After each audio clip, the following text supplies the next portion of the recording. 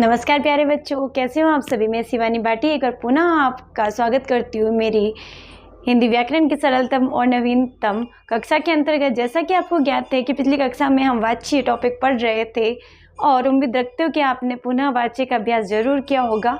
तो वाच्य हिंदी व्याकरण का एक महत्वपूर्ण टॉपिक है और उसके हमने अंतर्गत 3 भेद पढ़े जो थे कर्तवाच्य, कर्मवाच्य और हमारा भाववाच्य।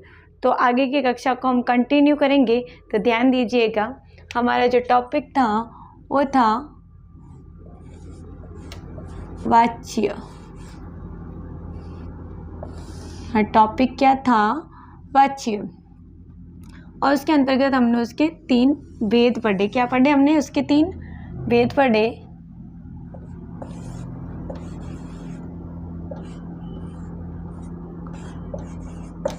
कृतवाच्य,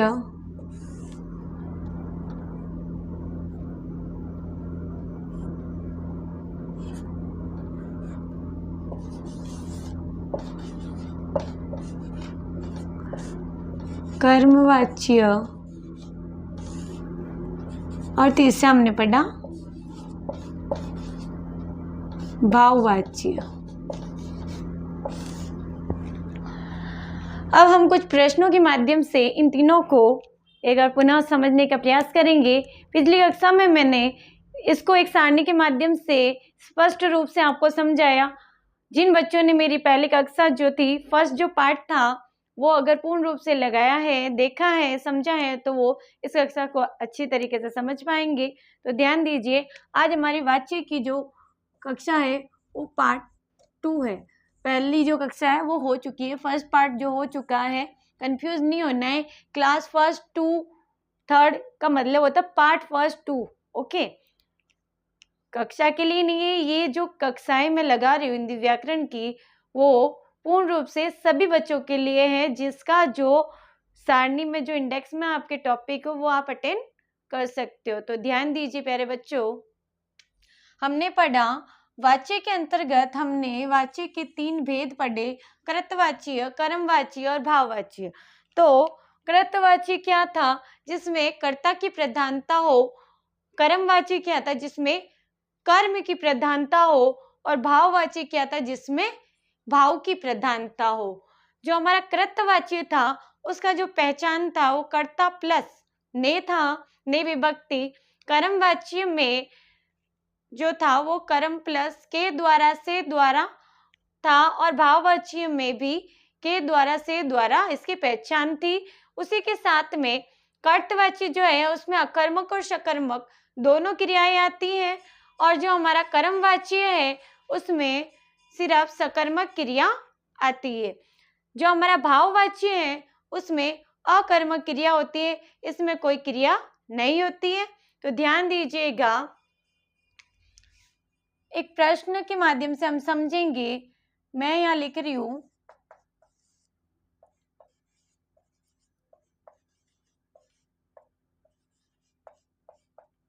लड़कियां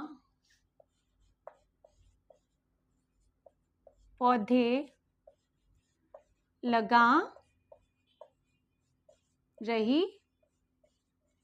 है। मैंने यहाँ लिखा लड़की पौधा लगा रही है, तो हमारी कर्ता क्या है? ये लड़कियां हमारी कर्ता है, ठीक है। और जो काम हो रहा है वो पौधे लगाने का हो रहा है, तो ये हमारा कर्म हो गया, पौधे लगाना। और जो रही है ये क्रिया है। क्या है? ये क्रिया है।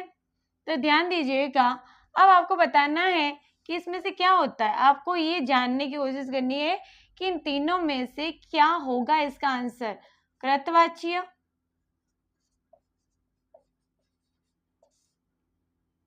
कर्मवाच्य या भाववाच्य। परीक्षा में प्रश्न आ जाए लड़कियां पौधे लगा रही हैं, उपयुक्त जो हमारी पंक्ति है उसमें कौन सा वाच्य का भेद होगा? कृतवाच्य, कर्मवाच्य, भाववाच्य। तो आपको अगर वो सारणी जो हमने पिछली कक्षा में की थी वो अगर याद है तो पूर्ण रूप से इसका सही उत्तर दे सकते हो। देखिए प्यारे बच्चों, ध्यान दीजिएगा, यहाँ पे लड़कियां पौधे लगा रही है, ठीक है। मैंने इसके जगह अगर मैं लिख दूं लड़के पौधे लगा रहे, लड़के पौधे लगा रहे हैं। अब देखो प्यारे बच्चों, मैंने यहाँ जैसे ही लड़कियों का लड़के कर दिया, यानी मैंने लिंग में परिवर्तन कर दिया, तो हमारी जो क्रिया थी उसमें भी परिवर्तन हो गया। यहाँ रही थी और यहाँ रही थी, यानी हमारी क्रिया किसके अकॉर्डिंग हो रही है? क्रिया हमारे कर्ता के अकॉर्डिंग हो रही है। हमारा मुख्य कौन है? हमारा कर्ता मुख्य है। तो जैसा कि आपको ज्ञात है कि जिसमें कर्ता की प्रधानता होती है वहां हमारा कर्तवाची होता है। और इसी प्रकार से आपका आंसर हुआ ये कृतवाची। इस तरीके से आप पहचान कर सकते हो कि इसमें कौन सा होगा। अगला देखिए प्रश्न, एक और प्रश्न लेते हैं हम।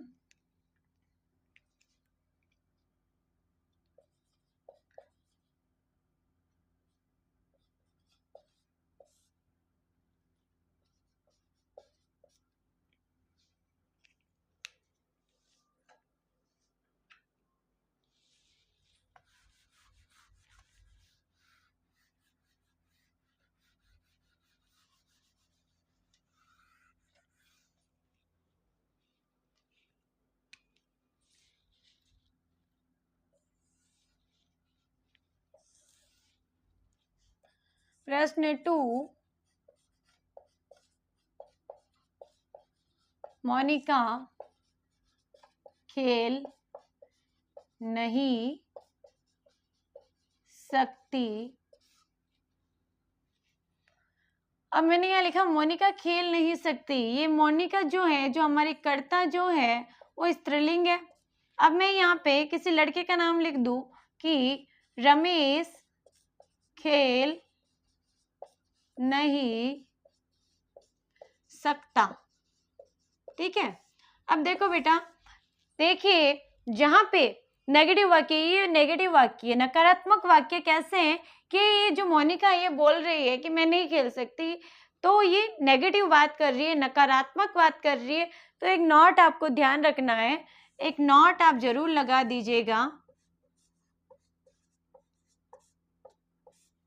जो हमारे भाववाची है 99% नकारात्मक वाक्य जो होते हैं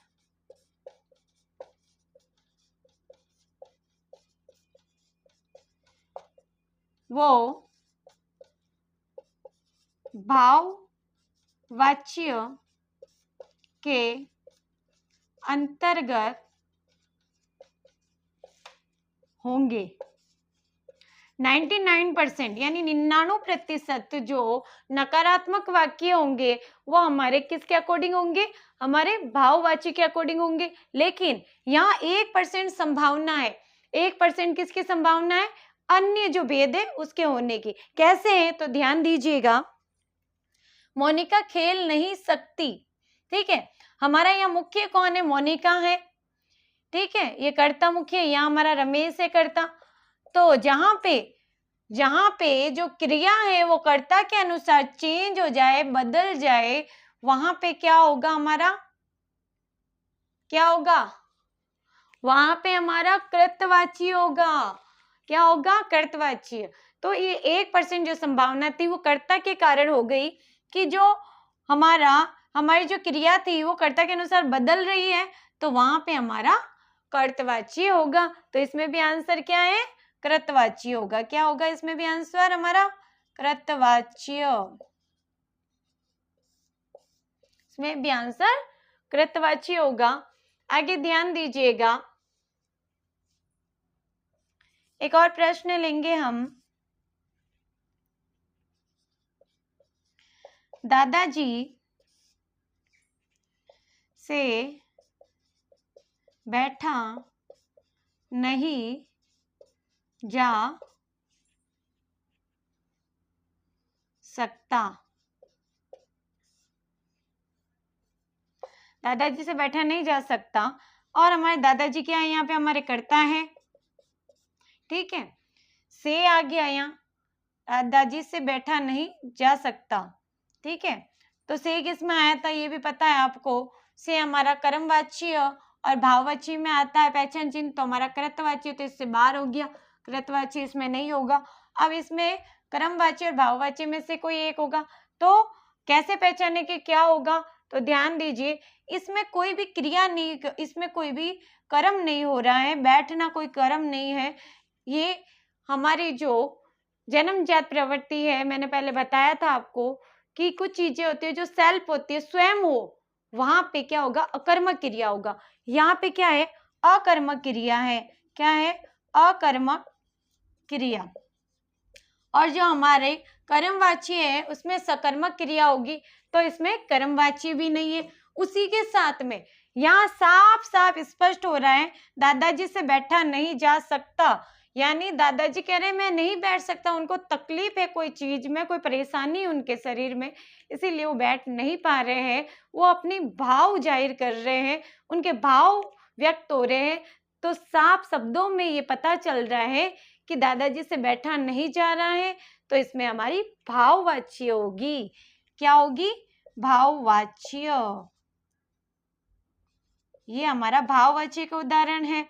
इसी के साथ साथ कुछ और भी अन्य हो सकता है, जैसे रमा से ये कार्य नहीं हो रहा है ना, रमा दौड़ नहीं पा रही है, तो किसी के भी भाव जाहिर हो, राधा रो रही है, तो किसी के भाव जब प्रकट होते हैं तो वहां पे और अकर्मक क्रिया होती है, तो साफ शब्दों में स्पष्ट हो रहा है कि वहां पे हमारा क्या होगा, भाववाच्य होगा। आगे और कुछ उदाहरण देखेंगे हम।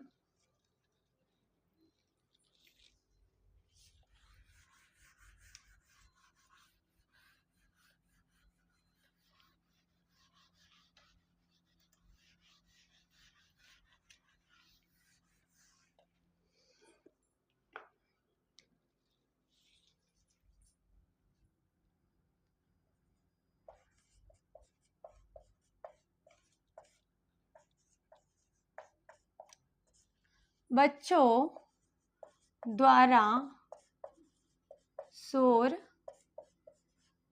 मचाया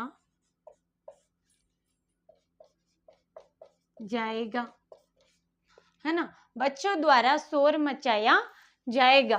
तो यहाँ पे क्या आया, द्वारा आ गया। अब द्वारा किस में आता है, किसकी पहचान है द्वारा, कर्मवाची और भाववाची की पहचान है, तो हमारा कृतवाची फिर से इसमें बाहर हो गया। तो आप कैसे पहचाने कि इसमें कर्मवाची है या भाववाची है, तो देखो प्यारे बच्चों, बच्चों द्वारा शोर मचाया जाएगा, यानी बच्चे शोर करेंगे तो शोर होगा, नहीं करेंगे तो नहीं होगा, यानी कुछ ना कुछ तो हो रहा है ना, कुछ कार्य तो कर रहे हैं बच्चे। उसी के साथ देखिए यहाँ क्या है, बच्चों यानी बहुवचन। ठीक है, बच्चों द्वारा शोर मचाया जाएगा, तो यहाँ पे आपके क्या होगा, कर्म हो रहा है, तो यहाँ पे कर्मवाच्य होगा। क्या होगा, कर्मवाच्य होगा। एक और चीज, भाववाच्य में आपको बोला था कि भाववाच्य में आपकी अकर्मक क्रिया होगी, सकर्मक का कोई भी नामो निशान नहीं होगा, और सदैव एक वचन होगा। क्या बताया था, सदैव एक वचन होगा। यहाँ पे तो बच्चों आ गया, बच्चों क्या है, ये बहुवचन है, बहुवचन है, तो इससे भी पता लगाया जा सकता है कि ये भाववाच्य का उदाहरण नहीं है, क्योंकि भाववाच्य में तो एक वचन ही आता है हमेशा। ठीक है, या अन्य पुरुष आएगा, तो इस प्रकार से इसमें हमारा क्या होगा, कर्मवाच्य होगा। एक चीज और ध्यान रखनी है, एक उदाहरण है,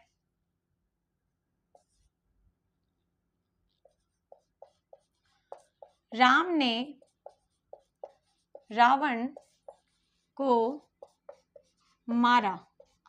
ठीक है, ये एक उदाहरण है, परीक्षाओं में भी पूछा गया था, राम ने रावण को मारा। हमने लिखा था कर्ता प्लस ने जो होता है वो किसकी पहचान होता है, कर्तवाच्य की। किसकी होता है, कर्तवाच्य की। लेकिन आपको जल्दबाजी में कोई भी कार्य नहीं करना है, ध्यान देना है, सुनिए, पूर्ण रूप से सुनिए।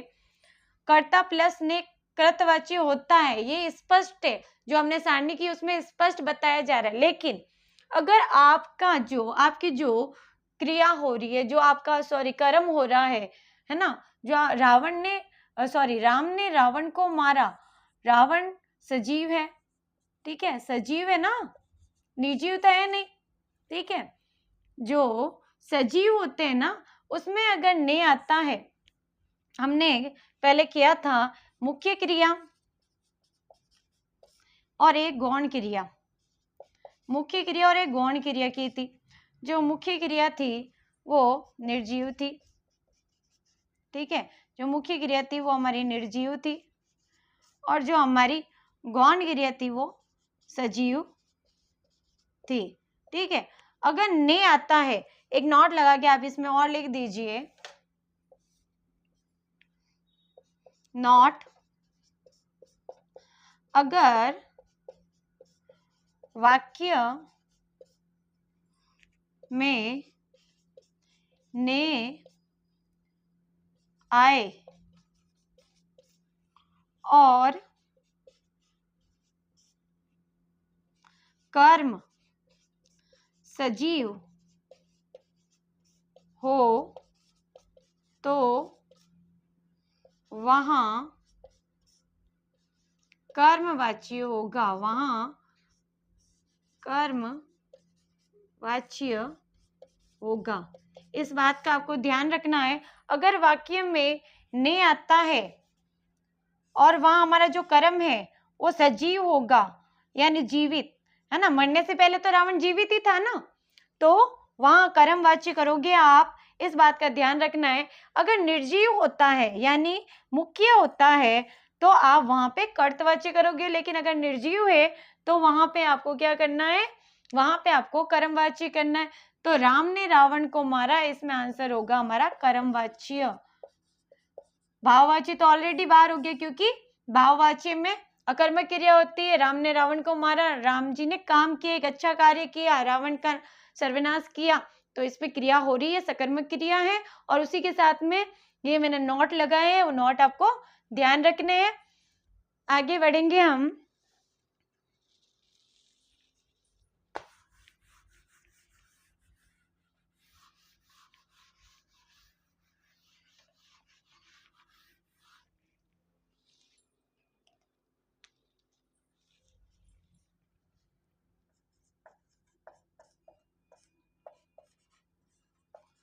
मुझसे हंसा नहीं जा सकता, ठीक है। अब यहाँ बोला जा रहा है कि मुझसे हंसा नहीं जा रहा, यानी नकारात्मक वाक्य है। और हंसना ये क्या है, ये खुद एक अपनी आप स्वयं होने वाली क्रिया, किसी के कहने से हम नहीं हंसते, किसी के कहने से हम नहीं रोते, ये स्वयं होती है, जन्मजात होती है। तो पता है कि ये क्या है, हमारी अकर्मक क्रिया है, ठीक है। और क्या है, हंसना, मुझसे हंसा नहीं जा रहा है, किसी का भाव प्रकट हो रहा है, भाव प्रकट हो रहा है। और कौन सी क्रिया है, अकर्मक, इसमें कोई भी कर्म नहीं है, अकर्मक क्रिया है, अकर्मक क्रिया है। तो यहाँ साफ शब्दों में पता चल रहा है मुझसे हंसा नहीं जा रहा है, इसका आंसर क्या होगा हमारा, भाववाच्य। क्या होगा, भाववाच्य। तो आंसर इज भाववाच्य। तो आपको ध्यान रखना है प्यारे बच्चों कि जहां पे नकारात्मक वाक्य आते हैं वहां पे 99% इस बात का संभव रहता है कि वहां पे हमारा भाववाच्य होगा, लेकिन 1% ये चांसेस होते हैं अन्य जो भेद है उसके होने का। तो इस बात का पता आप, सारणी अगर आपको पूर्ण रूप से याद है तो आप आराम से कर सकते हो। उसी के साथ में हमारा अगर वाक्य में ने आए तो आपको इस बात का ध्यान रखना है, अगर कर्म सजीव है तो वहां आप कर्मवाच्य करेंगे। इस प्रकार से कुछ उदाहरणों के माध्यम से, कुछ प्रश्नों के माध्यम से मैंने आपको वाच्य के तीनों भेदों को पुनः समझाने का प्रयास किया। उम्मीद रखती हूँ आपको समझ आया होगा। पुनः कक्षा जरूर देखिएगा और मेरी कक्षा पसंद आई है, मेरा पढ़ाया हुआ जो भी अध्याय हो आपको अच्छा लगता है, समझ आ रहा है, तो जरूर मेरी कक्षा को शेयर करें, कमेंट करें और लाइक करें। आज के लिए बस इतना ही, अगली कक्षा में मिलते हैं। God bless you all, thank you.